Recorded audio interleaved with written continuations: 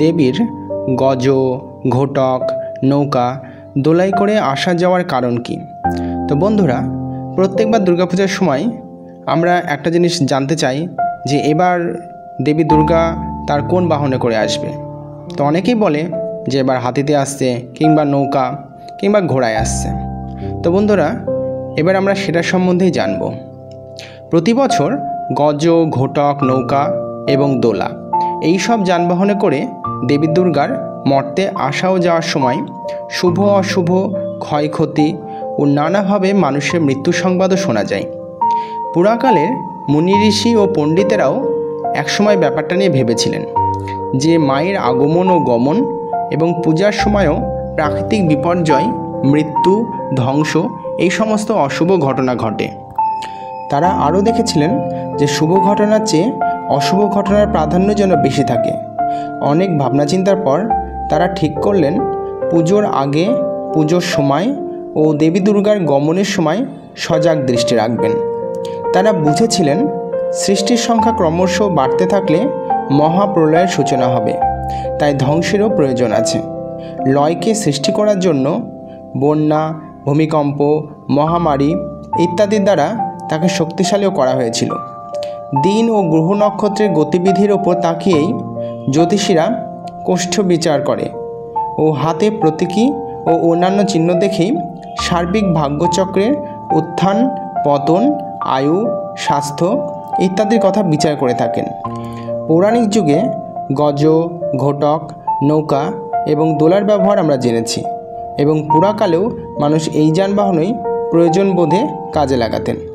এ প্রসঙ্গে বলা যেতে পারে 4 যানবাহনের মধ্যে গজকেই বিশেষভাবে প্রাধান্য দিয়ে শুভযাত্রার প্রতীকী করা হয়েছে। আসলে পৌরাণিক যুগ থেকে আজ পর্যন্ত দেখা গেছে যে গজ প্রথম থেকেই বিশেষ সম্মানীয় জায়গায় নিজের স্থান করে নিয়েছে।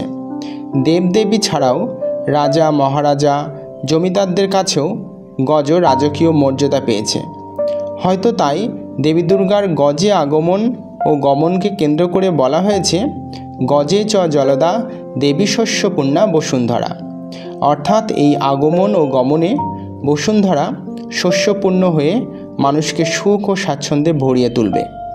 অন্যদিকে ঘোটক দেবদেবী ও মানুষের কাজে ব্যবহৃত হলেও গজের মতো মর্যাদা না দিয়ে ঘটককে মায়ের আগমন ও গমনকে বলা হয়েছে ছত্রভঙ্গ স্তরঙ্গমে।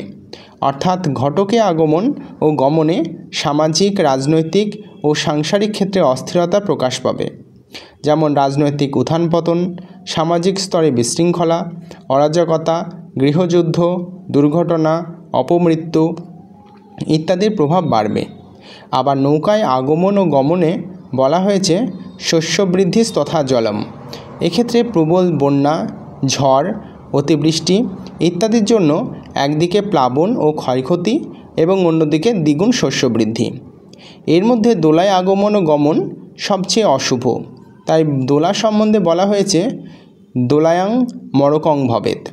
অর্থাৎ মহামারী, ভূমিকম্প, যুদ্ধ, খরা ইত্যাদির প্রভাবে অসংখ্য মানুষের মৃত্যু তো ঘটবেই, আবার সেই সঙ্গে ক্ষয়ক্ষতিও হবে। তাহলে দেখা যাচ্ছে যে একমাত্র গজ ছাড়া দেবী দুর্গার অন্য 3 যানবাহনের মাধ্যমে ধ্বংস বা লয়কে ব্যবহার করা হয়েছে। শুধুমাত্র গজই প্রয়োজন মতো বৃষ্টিধারায় বসুন্ধরাকে ধনধান্যে সমৃদ্ধ করে তুলবে। এই প্রসঙ্গে কোন দিনে আগমনে ও গমনে কী যানবাহন ব্যবহার করা হবে সেই ব্যাপারে বলা হয়েছে রবৌ চন্দ্রে গজারূঢ়া ঘটকে শনি ভৌময় গোরৌ শুক্রে চ দোলায়াং নৌকায়াং বুধ বাসরে। অর্থাৎ সপ্তমী দিনে যদি রবিবার এবং সোমবার হয় তাহলে দুর্গার আগমন ও গমন হবে গজতে। শনিবার এবং মঙ্গলবার দেবীর আগমন ও গমন হলে দেবীর বাহন হবে ঘোটক। বৃহস্পতিবার এবং শুক্রবার দেবীর আগমন ও গমন হলে দেবীর বাহন হবে দোলা, এবং বুধবার হলে দেবীর বাহন হবে নৌকা। বন্ধুরা, চ্যানেলটি সাবস্ক্রাইব করে আমার অবশ্যই পাশে থাকবেন। ধন্যবাদ।